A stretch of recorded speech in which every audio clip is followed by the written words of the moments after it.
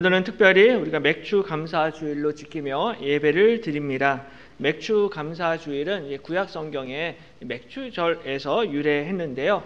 여기서 그 한자어로 맥이라는 단어가 보리 맥자입니다. 그래서 이스라엘 백성들은 그 맥주절날 혹은 칠칠절 혹은 오순절이라고도 하는데요. 이 맥주절에 맥주절 절기를 지켰는데 사실은 이제 이스라엘 땅에서는 보리가 아니라 밀을 추수했다라고 합니다. 근데 이제 한국에서는 거의 이제 밀을 별로 농사를 안 짓고 우리는 이제 보리 농사를 지으니까는 이것이 한국에 와서 특별히 보리 추수를 감사하는 의미에서 맥주 감사 주일로 이렇게 지키고 있습니다. 특별히 우리나라 민족은 일제시대와 또 6.25 전쟁을 거치면서 굉장히 굶주림을 많이 경험을 했습니다.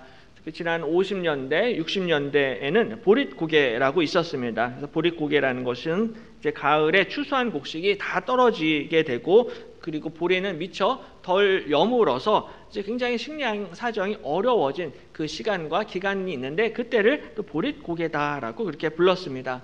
아마도 이제 연세가 많으신 어르신 성도님들은 이 보릿고개를 경험하신 분들도 계실 것입니다. 식량이 다 떨어지고 아직 보리가 덜 여물었는데도 불구하고 그래도 먹을 것이 없으니까는 그 보리를 베어다가 이제 먹게 되는데요. 그 덜 여문 보리를 겉보리라고 이렇게 한다라고 해요. 당시에는 너무 이제 배가 고프니까는 여물지도 않아서 그 알이 껍질에서 잘 떨어지지도 않는 그 보리를 베어다가 먹었다라고 합니다. 그래서 그때 생긴 말이 겉보리 서말만 있어도 처가살이는 하지 않는다라는 그런 말까지 생겼습니다. 그러니까 그 당시에는 겉보리를 먹는 것도 그만큼 힘들었다라는 것입니다. 그렇게 힘든 시간인데 그래도 하나님께서 이제 다음에 이제 농사를 짓고 수확을 하기 전까지 그래도 우리 백성 사랑해 주셔서 보리를 수확을 할 수 있도록 은혜를 베풀어 주셨습니다. 그래서 한국 교회에서는 이 보리 추수를 끝난 이후에 하나님께 이 수확의 감사를 올려드리는 맥주 감사 주일을 절기로 해서 지키고 있습니다.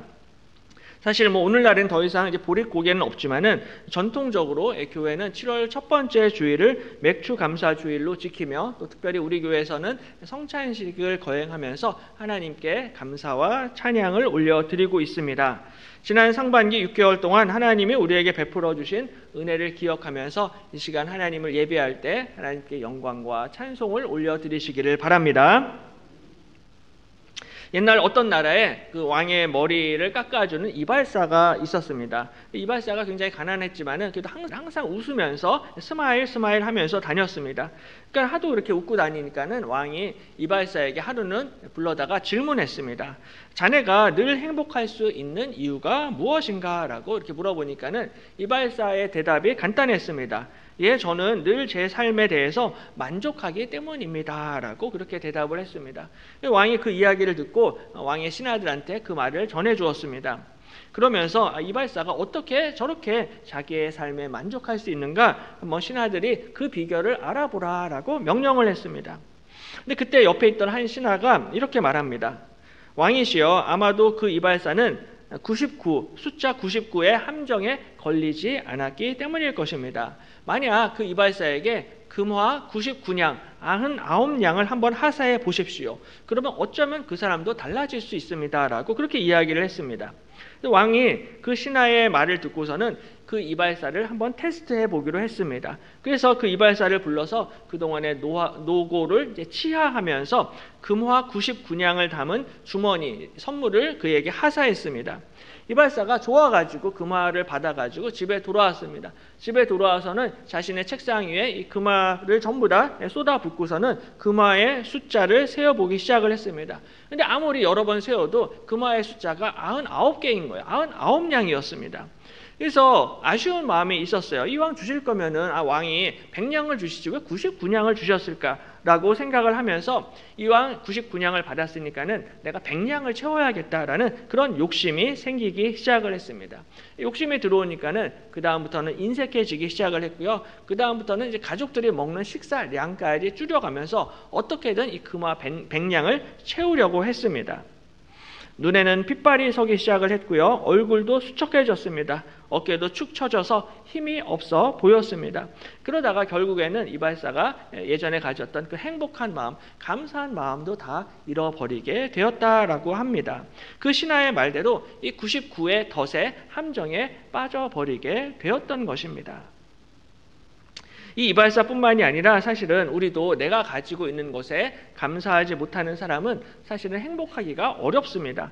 머리로는 이것을 알고 있는데요. 막상 내 손에 금화 99냥이 들어오잖아요. 그러면 마음이 달라집니다. 그때부터 욕심이 생기기 시작을 합니다. 이거 100냥을 채워야 되는데, 이거 1억을 채워야 되는데, 10억을 채워야 되는데, 100억을 채워야 되는데, 이렇게 사람 욕심이 끝이 없어집니다. 근데 오늘 본문의 아담과 하와도 마찬가지입니다. 아담과 하와도 하나님께 정말 풍성한 많은 복을 받았습니다. 금화 99냥과는 비교할 수 없을 정도로 정말로 많은 복을 받았는데, 근데 이 아담과 하와도 하나님의 은혜에 감사하지 못하고 오늘 욕심을 부리고 범죄하게 됩니다. 그래서 오늘은 이 유명한 아담과 하와 이야기를 살펴보면서 우리가 하나님께 감사할 수 있는 비결이 무엇인지 함께 같이 말씀을 나누도록 하겠습니다. 가장 먼저 우리가 하나님 앞에 감사하기 위해서는 받은 복을 세어보아야만 합니다. 하나님이 우리에게 많은 복을 주셨는데 내가 받은 복을 하나하나 기억해보고 세어보아야 한다라는 것입니다. 오늘 본문은 뱀이 하와를 유혹하는 유명한 장면입니다. 창세기 2장을 보시면은 하나님이 아담에게 에덴 동산에 있는 모든 열매를 다 허락을 하십니다. 딱 한 가지, 선악을 알게 하는 나무의 열매는 먹지 말라라고 금하십니다. 먹는 날에는 반드시 죽을 것이다 라고 경고하십니다. 그런데 1절에 뱀은 여호와 하나님이 지으신 들짐승 중에 가장 간교하니라. 뱀이 여자에게 물어 이르되 하나님이 참으로 너희에게 동산 모든 나무의 열매를 먹지 말라 하시더냐라고 뱀이 하와에게 질문합니다. 굉장히 교묘하게 하와를 유혹하고 있습니다. 하나님이 정말 너에게 모든 나무의 열매를 먹지 말라고 말씀하셨냐라고 하나님의 말씀을 살짝 비틀고 왜곡해서 이야기합니다. 사실 하나님은 원래 모든 나무의 열매, 동산의 모든 나무의 열매를 먹을 수 있도록 아담에게 허락해 주셨습니다. 임의로 먹어라. 마음대로 자유롭게 먹으라는 거예요. 근데 딱 한 가지 선악을 알게 하는 나무의 열매만을 금하셨는데, 근데 이 뱀은 그것을 말을 뒤집어 가지고 하나님이 모든 나무의 열매를 먹지 못하게 하신 것이 아니냐. 하나님이 너희에게 동산에 살도록 하셨으면서 동산 나무의 열매를 먹지 말라고 하시는 건 하나님이 너무하신 거 아니야. 하나님이 지나치신 것 아니냐라고 이렇게 하나님을 깎아내리면서 교묘하게 하와를 시험하고 있습니다. 사실 하나님은 인간을 사랑하셔서 오직 인간만을 하나님의 형상대로 지으셨습니다. 그래서 인간에게는 하나님을 닮은 성품과 또한 이미지와 형상이 인간에게 있습니다. 뿐만 아니라 자연 만물과 동물을 다스릴 수 있는 권세와 능력도 사람에게 주셨습니다. 뿐만 아니라 아담과 하와는 정말 하나님이 사랑하셔서 둘이 결혼할 수 있도록 하나님이 해주셨고 가정의 축복까지도 그들에게 허락하셨습니다. 그러니까 사실 아담과 하와는 그 누구보다도 큰 복을 받았던 사람들입니다. 근데 오늘 뱀은 아담과 하와에게 그들이 받았던 복에 대해선, 그들이 받았던 은혜에 대해선 전혀 이야기하지 않고 한 가지 트집거리를 잡아서 그것을 가지고 하나님을 모함하고 하나님을 공격하고 있습니다. 이것이 바로 마귀의 전략입니다. 마귀는 항상 우리를 유혹을 할 때 우리가 받은 축복에 대해서는 전혀 이야기를 하지 않고요. 한두 가지 트집거리를 잡아서 항상 우리를 유혹하고 우리를 시험하고 우리가 하나님 앞에 원망하고 불평하고 불만을 말하도록 유도하고 유혹합니다. 하나님이 너를 사랑하신다라면 너에게 이 선악과를 금할 리가 없어. 하나님은 너를 사랑하시는 게 아니야. 하나님이 너를 사랑하신다라면 이 맛있는 좋은 과일을 너한테 주지 않을 이유가 없어 라고 이야기하는 것입니다. 하나님이 너를 사랑하신다면 너에게 이러한 고난과 고통을 주실 이유가 없다라는 것입니다. 하나님은 너를 사랑하시는 게 아니야. 너를 에덴 동산에 가두어 놓고 과일을 못 먹게 하시는 거야. 너를 교회에 가두어 놓고서는 아무것도 못하게 하시는 거야. 하나님은 지나치시고 너무하신 분이야 라고 이런 식으로 하나님을 왜곡하고 하나님을 공격하면서 아담과 하와와 우리를 유혹하고 있습니다. 그러므로 마귀가 끊임없이 우리를 이렇게 유혹을 할 때 이 마귀의 속임수에 우리가 대적하기 위해서는 정말로 우리가 하나님께 받은 복을 하나하나 세어볼 필요가 있다라는 것입니다.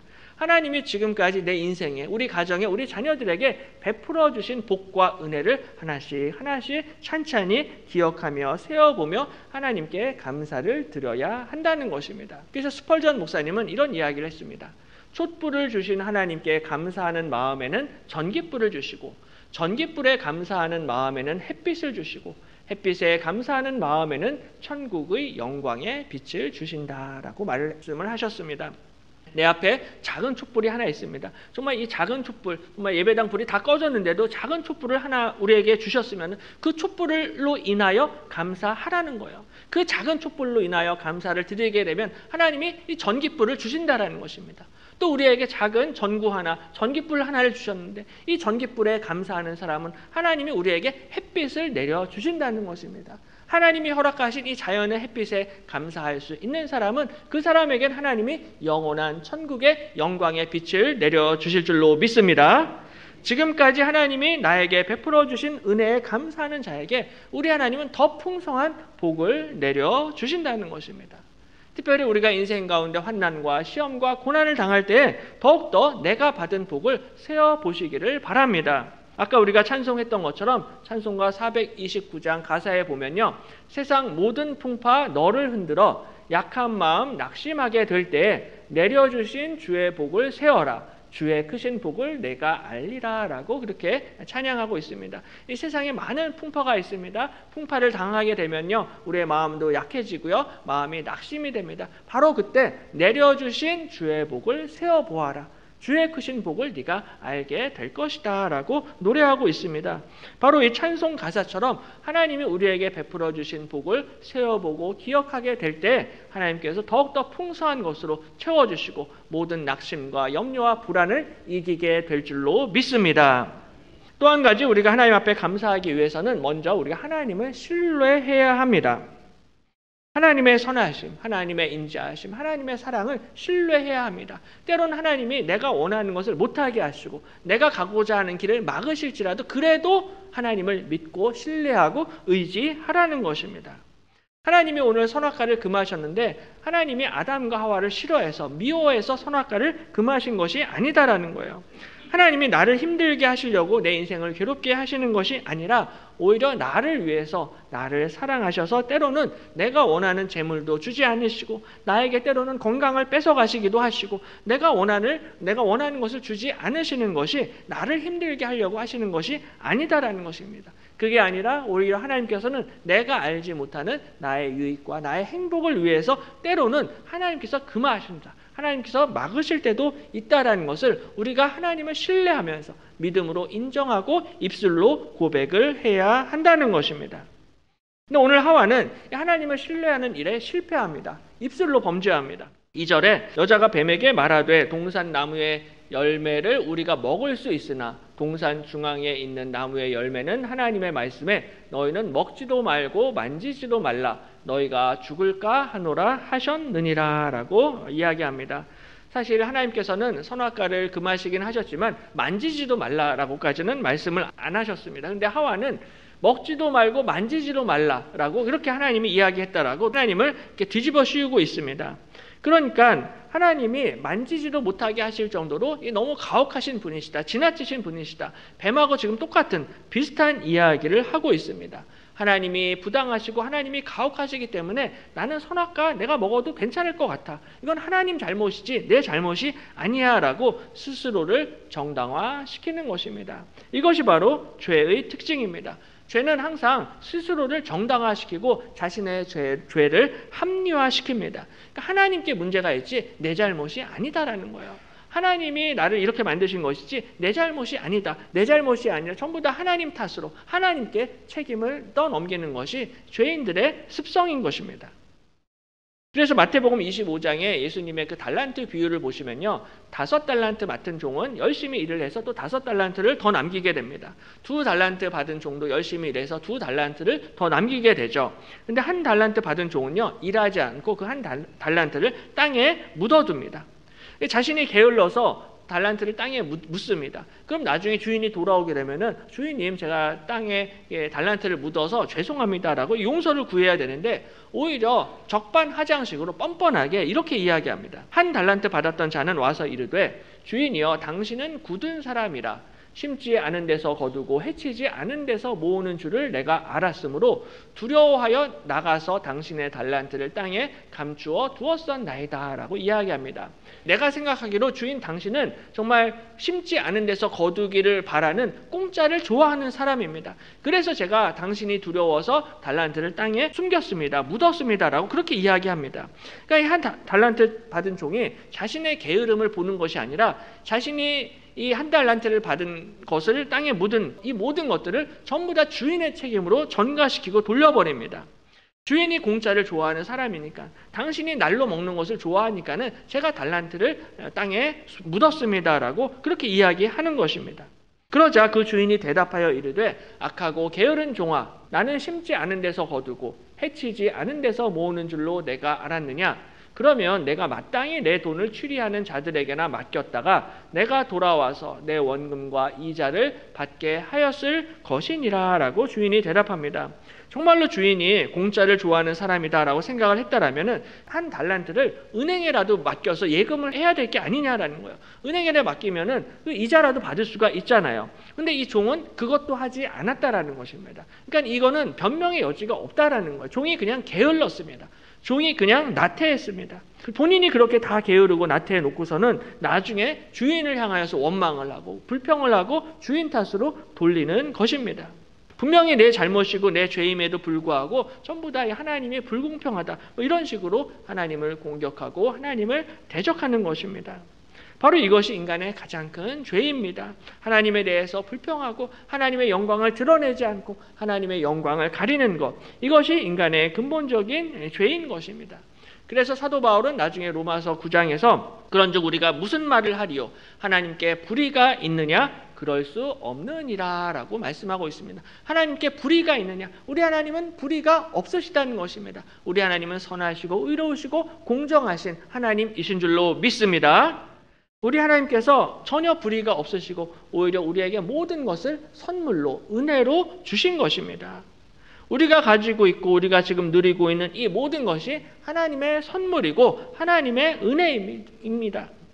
하나님이 아담과 하와를 긍휼히 여기셔서 그들에게 에덴 동산을 선물로 주셨습니다. 모든 열매도 전부 다 선물로 하나님이 주셨습니다. 하나님이 오늘 저와 여러분을 불쌍히 여기셔서 이 무더운 더위 날씨 가운데에도 우리를 오늘 주일 예배의 자리로 불러주신 것입니다. 내가 원해서 내가 잘나서 이 자리에 앉아 있는 것이 아닌 것입니다. 내가 다름질을 열심히 하고 봉사를 많이 해서 공로를 많이 쌓아서 내가 복을 받은 것이 아니다라는 거예요. 모든 것이 처음부터 끝까지 하나님의 전적인 은혜인 줄로 믿습니다. 하나님이 지금까지 나에게, 지금까지 우리 가정에, 지금까지 우리 자녀들에게, 지금까지 우리 교회에 베풀어 주신 은혜와 축복을 기억하시기를 바랍니다. 이렇게 말씀드리면 어떤 분들은 목사님 그래도 제가 아무리 생각해봐도 제가 뭐 하나님께 특별히 받은 게 지금까지 없습니다. 제 70평생을 돌아봐도 80인생을 돌아봐도 저는 정말 죽도록 고생만 했습니다. 억울합니다. 힘듭니다. 라고 말씀을 하시는 분도 계실 것입니다. 그런데 오늘 말씀을 보시면 그렇지가 않습니다. 사실 우리는 이미 가장 큰 축복과 선물을 받았습니다. 로마서 8장 32절에 자기 아들을 아끼지 아니하시고 우리 모든 사람을 위하여 내주신 이가 어찌 그 아들과 함께 모든 것을 우리에게 주시지 아니하겠느냐라고 말씀하고 있습니다. 하나님이 우리에게 주시는 가장 큰 축복은 돈이나 재물이나 명예나 권세가 아니라 우리에게 하나님의 아들을 주신 것이 가장 큰 선물인 줄로 믿습니다.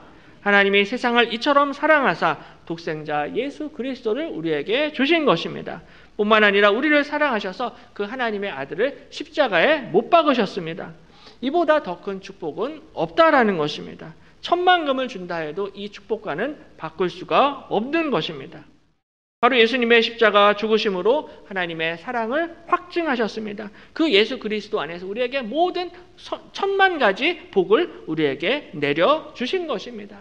그리고 오늘 이 십자가 은혜를 기념하고 감사하기 위해서 우리가 잠시 후에 성찬식을 거행하려고 합니다. 바로 오늘 이 성찬식을 통해서 다시 한번 예수 그리스도의 십자가 은혜를 묵상하시고 십자가 은혜를 경험하시기를 축복합니다. 이번 한 주 살아갈 때 지금까지 받은 복을 하나하나 잘 세어보시고 우리의 입술과 우리의 마음과 우리의 행동과 우리의 모든 것으로 하나님께 영광을 올려드리시기를 주님의 이름으로 간절히 축원합니다.